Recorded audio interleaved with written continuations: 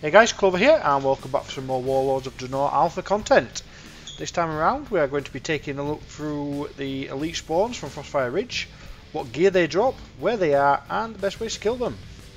There is quite a few of these spawns, 17 in total, waiting for you guys to find them, and the majority of them do seem to be linked to an achievement. Now, so that you guys can easily take a look at each spawn, and you can easily come back for reference later when Warlord is released, just click on a spawn. It will take you direct to the point in the video where that spawn is, and once you're there you'll also see a button to get back to the selection screen. As always guys, be sure to subscribe, like, comment and share if you haven't already done so, and we'll see you next time right here with more great stuff from the Warlords of Draenor Alpha. See you later guys, thank you.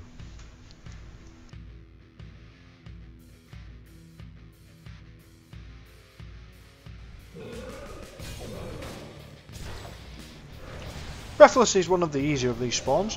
Every ability can be interrupted or easily mitigated via tank, or if you haven't got interrupt off a cooldown, they're easily avoidable for you to move out of the way and not sustain any substantial damage from them. Range should be able to easily kite and burst this one down without any issue. The loot drop from this one doesn't seem to be put into the game as yet, and it is just a placeholder blue item just for this minute.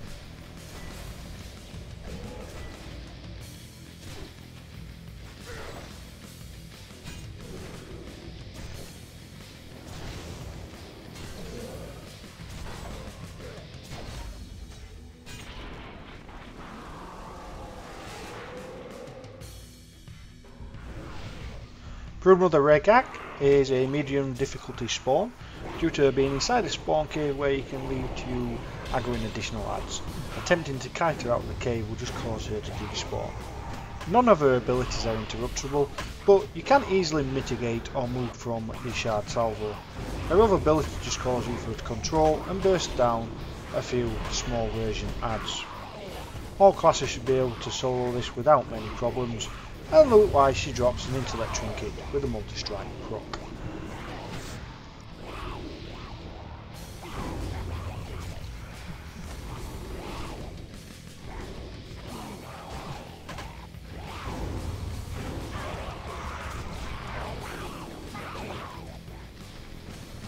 Canyon Ice Mother is one of the harder of the spawns. Some classes will find it difficult to solo at the appropriate level, as she can CC you from 100 to 0, but with proper CC and kiting of your own, it is not impossible. Hunters, DKs and Warlocks can easily solo this spawn by having the pets or minions tank the Ice Mother and her adds while avoiding the ice and bursting it down. At the minute on the alpha, the loot only contains garrison resources. I'm not quite sure whether that will change closer to the time of release.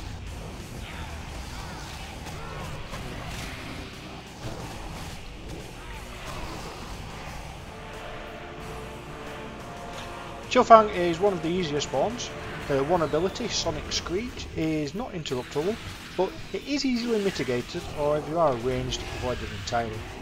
Loot wise, she drops leather agility legs with multi-strike and mastery.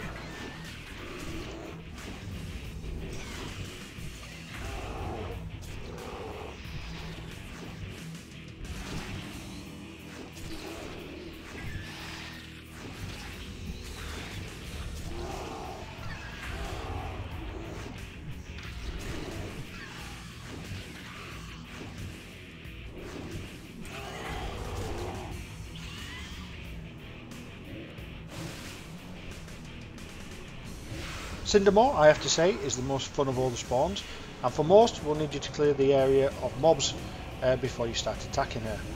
The main ability, Lava Belt, is not interruptible but can be avoided with ease, and at 60% and 30% she will submerge and move to another lava pool in the area. You will stay in combat while this happens, and once you enter a large range she will start to cast Lava Belch again. Loot wise, she drops an int dagger with mastery and on it fire effect damage proc.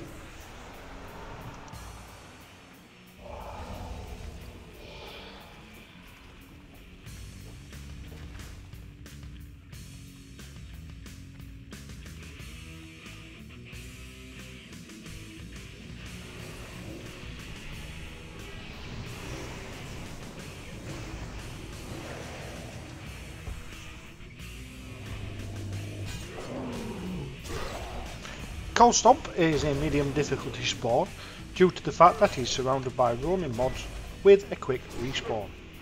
Colston's main ability, Rending Swipe, that deals moderate to high damage and knocks you back. The damage from this can be mitigated, but there is a danger from being knocked back into as the roaming mobs, so it's better to just avoid it and be safe. Colston will also enrage himself periodically through the fight to increase his damage.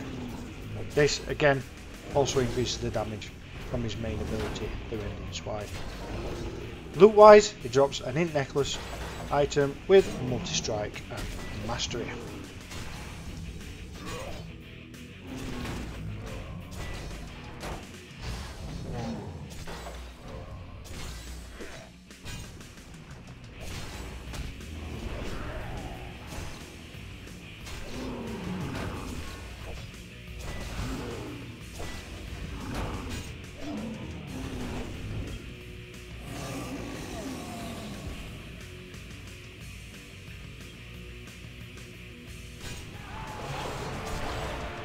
Cocktoast is one of the first spawns that you're going to encounter, as he is just outside the garrison.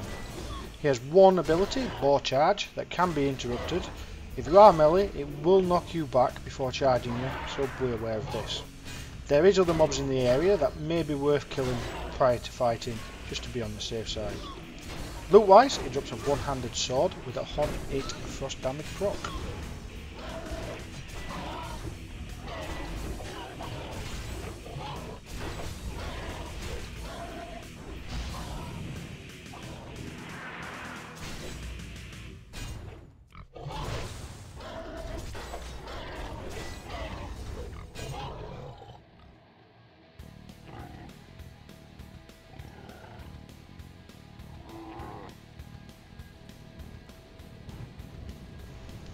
Fire Fury Giant is the hardest of all spawns, and some people on some melee classes will find it almost impossible to solo him. He is summoned by the use of a stone located near the lava pool, and the fight itself takes place in the lava pool with the spawn standing surrounded by stepping stones. Not all of these stones, it must be noted, are within his hitbox range, even though they appear to be beside him. His main ability, Magma Burst, shoots a ball of magma at your location and can be interrupted and avoided. Multiple hits from this magma burst on the same stepping stone will cause it to break up and despawn. His second ability, Magma Breath, fires damage in a frontal cone, dealing moderate to high damage and can be interrupted and avoided. Though it is worth mentioning that depending on where you are standing, if you are melee and haven't got an interrupt up, it may be worth eating the damage with the cooldown, as you could sustain more damage by accidentally ending up in the lava itself. Ranged will have an easier time on the melee on this spawn, but will still be a challenge while level appropriate. Loot wise, he drops an intellect offhand with haste and mastery.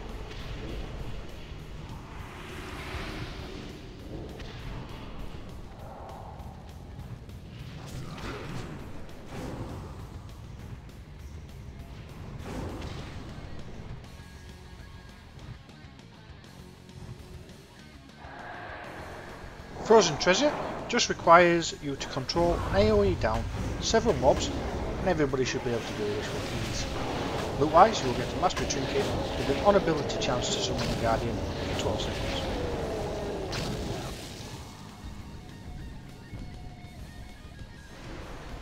Giant Slayer Cull is a moderately difficult spawn depending on your class. He has two abilities. The first, Gripping Chain, is a quick cast unavoidable ability that chains you to the spawn, gripping you in close and appears to knock you away towards the end, but this could be a bug. The second, Chain Storm, is a whirlwind attack similar to a warrior and does moderate to high damage. Loot wise, he drops a Readiness Trinket with a non-agility proc.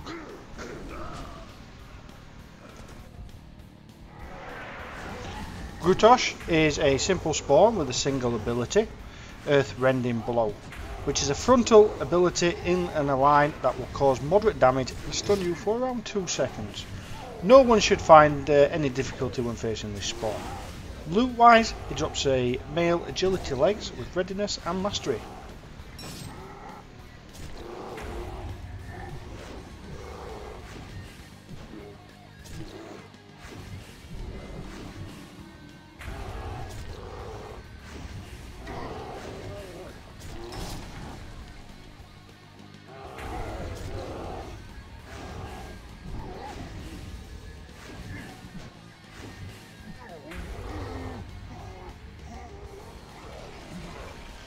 Gurum is a moderately difficult spawn due to the quick respawning adds that fill the cave in which he resides.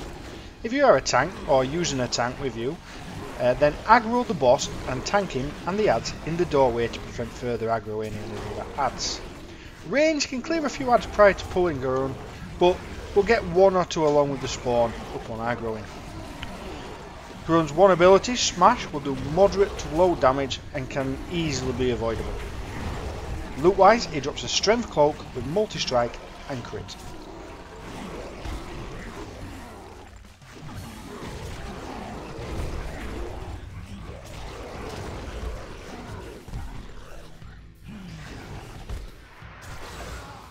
The Pale Fishmonger is an amusing spawn with two abilities. Spew entrails will place a pile of entrails on the floor that the spawn will eat to regain health. And Illusionary Shift, which will conjure an illusion of himself as well as propel him back a few yards on completion of the cast. The spawn and illusion are both targetable and you can cleave them or single attack. It is worth mentioning, however, the illusion will despawn after 8 seconds or when it is killed, whichever is sooner. During the fight, the spawn will either jump onto you and try to eat your face, while the illusion range casts illusionary bolt at you, or it will eat the entrails on the floor to regain health. It appears you can stun the spawn while he is eating, but it cannot be interrupted. So after the stun ends, it will resume eating the entrails until the spell has completed itself and he recasts something else. Loot wise, he is a fishmonger, so true to that, he will drop fish.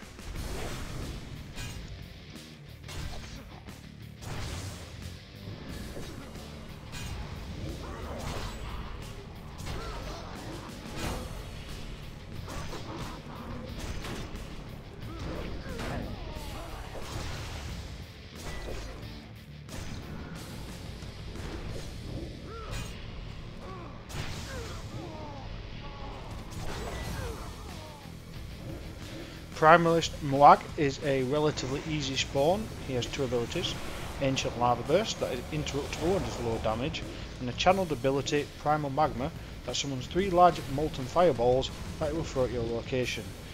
These, if they hit you, will do moderate to high damage. Loot wise, it drops cloth legs with multi-strike and crit.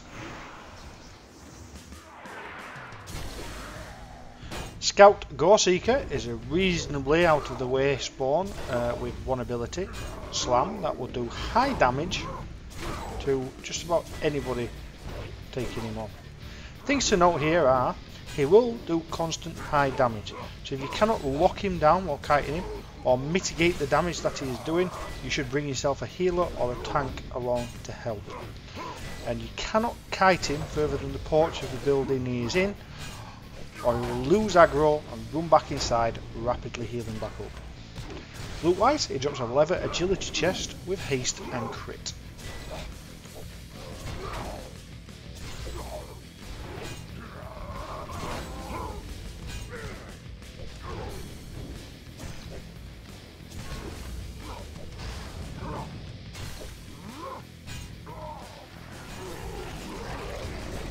The Beater, just as he sounds, is a reasonably hard hitting spawn with two abilities. Interrupting Sound, as it sounds, will interrupt casting upon completion, so don't be casting when it completes, it's very easily countered. And Flurry, where he will rapidly hit you with his mace 3 to 4 times, doing moderate to high damage. As long as you can lock him down away from you or mitigate the damage, there should be no issue with this spawn. Loot wise, he drops a 2-handed mace with crit.